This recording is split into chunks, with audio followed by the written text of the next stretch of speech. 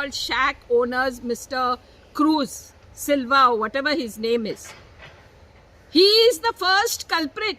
Ask him how many shacks he has taken and given on sublet. Let him answer that question.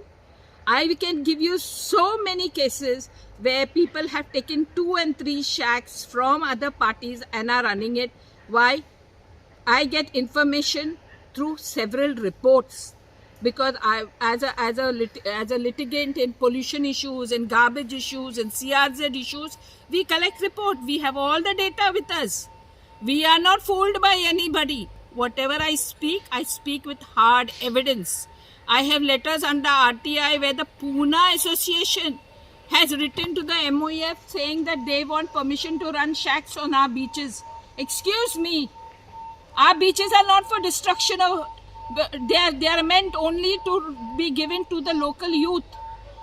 All the shacks which are sublet, I'm demanding Mr. Rohan County, if you really care about tourism, you really want a healthy, sustainable tourism to take place, especially on the beach fronts, first, immediately depute your officers to go and find out how many of them are sublet. I can give you the number. I have the data with me, collected. Don't think I'm speaking without information. Because we are not stupid people, public-spirited citizens fighting on the ground. We care about our beaches, we care about the environment of our beaches. And we are dead against the destruction that is taking place. Because once the corporate sector intrudes in these areas, for them it's all about how much money they can make. Tell me, people know Goans as hospitable people. We are well known all over the world. Ask me, I have worked in other countries and I know what the international community, how they look at us Goans. They consider us to be very kind, generous, refined people who are educated and also who are very hospitable by nature. Do you find the same hospitality in all those who are running the shacks? How many of these shacks are giving authentic Goan food? Where is our culture? What are you talking about, Mr. Rohan County? Bring in our culture. Let it grow. Let the world know what Goans are all about. But you all have completely adulterated the whole thing. You all have compromised everything in the name of making money. Your officers who are there along the beach fronts, they never inspect these places. They are not aware of what is going on. That's why you have garbage, you have sewage, you have killings, murders. This is not now. In Kolva, several years ago, a murder took place in one of the shacks. The shack permission was given by to whom? It was given to an already existing restaurant over there, got plus a permission to run a shack, and then somebody gets murdered there. Nobody knows what happened to that case. Unfortunately, some of our very young youngsters are getting influenced by watching all this nonsense that is going on the beach fronts. They feel if it is happening there, we can also do it. So you are actually destroying Goan society, Mr. Rohan County. Why? Because there are no checks and balances by your department. I don't know how much of this you all are going to show the people, show the public, but I am making it very, very clear that all of our shacks should be given only to the unemployed youth. Remove the corporate sector completely and no subletting. That is when you will get good, healthy, true Goenkar Pond tourism in Goa. I am making it very clear.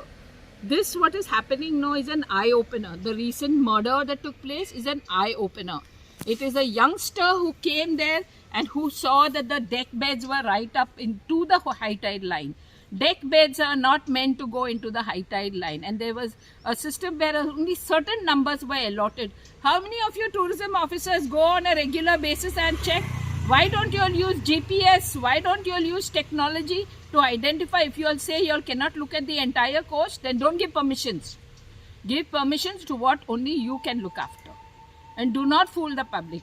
We Goans are watching. We know tourism is dying. You may tell the whole world that we are getting increase in tourism. You are not getting tourism that brings in real economy.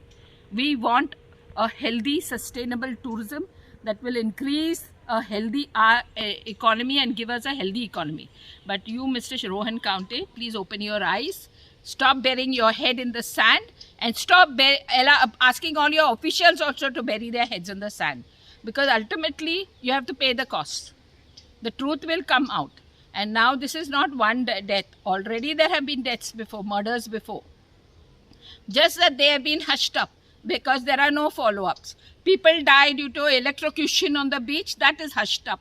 Somebody gets, fingers get cut because the motor paraglider has come and cut his fingers. That poor man, tourist suffers, he pays the price for it, he goes. Everything is forgotten.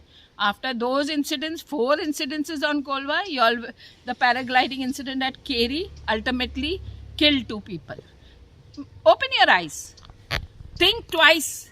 If you want tourism to grow in our state, put your act together. Put checks and balances and systems in place. Make sure your officials are working hard to earn their salaries. Most of the time they are twiddling their thumbs. That is not acceptable to us, because those taxes come not only through the licenses you all earn, but also through our taxes. Those salaries are paid through our taxes.